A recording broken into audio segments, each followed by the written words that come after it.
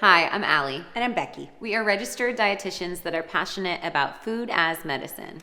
In this video, we are going to be talking about 5 ways to lower your blood pressure using food as medicine and supplement solutions. All right, so this first one may come as quite a surprise for you. We're going to tell you to choose whole mineral sea salt, and actually, instead of focusing on avoiding your sodium, first prioritizing lowering refined processed sugar. In fact, ultra-processed foods are likely the driver of why we see sodium of being a culprit of hypertension in the first place.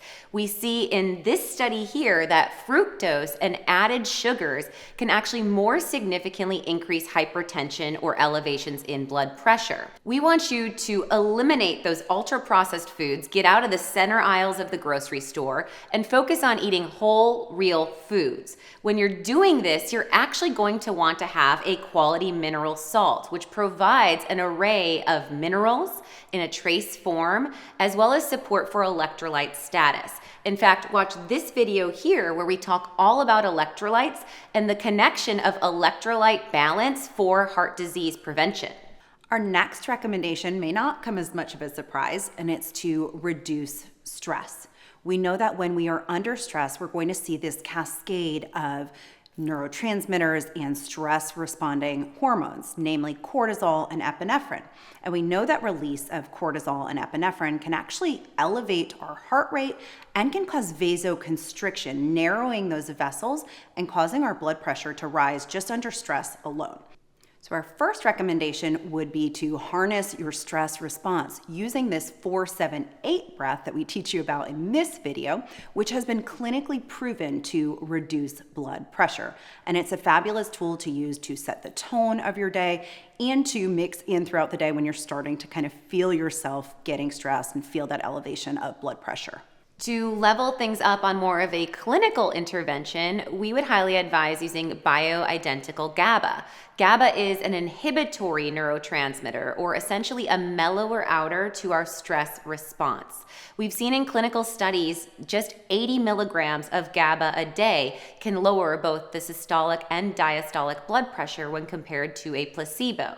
Our GabaCalm provides 200 milligrams in a serving of 2 chews. So just one of our GabaCalms spread out maybe 4 times throughout the day would be an effective way to lower your blood pressure and could be an alternate to a medication which would otherwise have harmful side effects.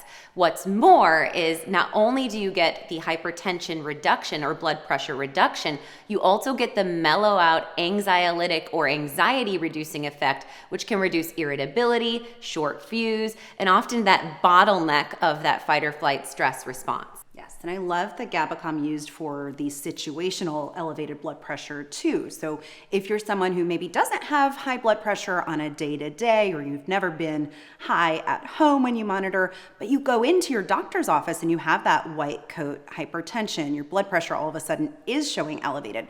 Taking 2 of these chews like 15 minutes before that appointment or before a stressful event can be really helpful in supporting balanced blood pressure. The third tip might be a little bit more outside the box. We're looking at methylation support in the body. And this ties into a lab value called homocysteine. Homocysteine is a marker in the blood that is associated with cardiovascular disease, as well as Alzheimer's and cognitive decline.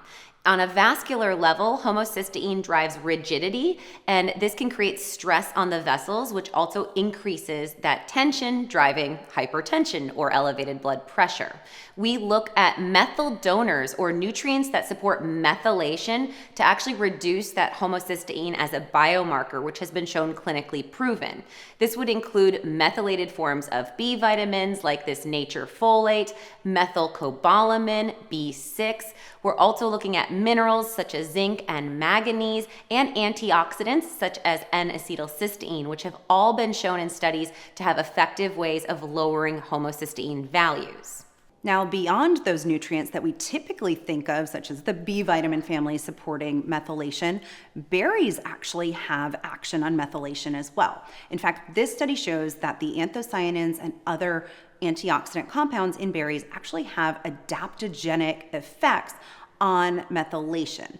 And so even if elevated blood pressure runs in your family, consumption of berries could kind of help you to work around that. Yes, so that really heightens that connection of food as information for the body, and knowing that connection of nutrigenomics, or that nutrition can actually impact you on an epigenetic level. Or even if you got bad genes, when you use food as medicine, you can kind of override that story. And I think that's super empowering. The next tip is to swap out your coffee for tea.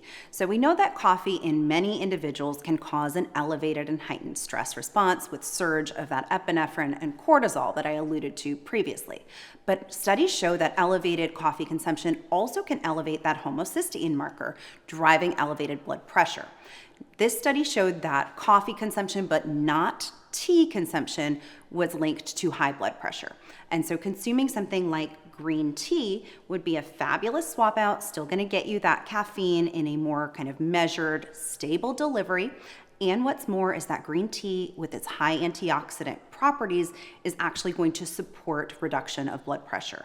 Yes, so mechanistically, green tea can actually behave as an ACE inhibitor, which is one of the primary classifications of blood pressure lowering drugs. So sipping on at least 2 cups of green tea a day would be a great food as medicine prescription.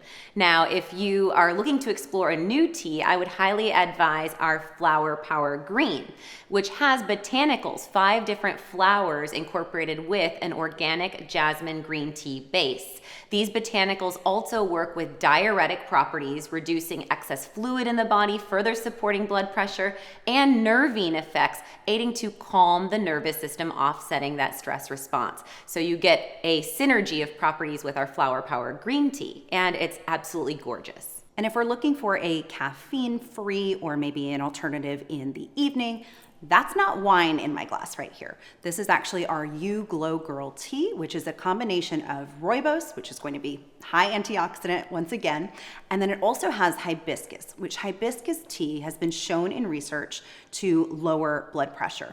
This study looked at a 6-week intervention of hibiscus lowering systolic blood pressure over placebo.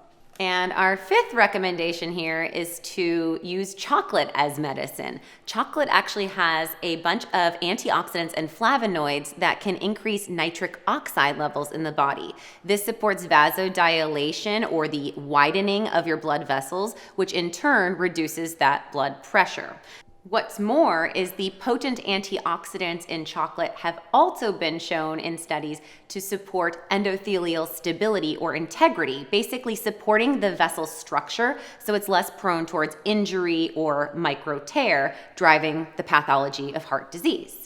So what's great about all of these tips is I can see them very easily fitting into a typical day, right? We're getting our green tea in the morning with some side of berries. We're salting our food throughout the day, and we're sipping that rooibos tea at night, and we're finishing off with a square of dark chocolate, and you've pretty much got your day covered.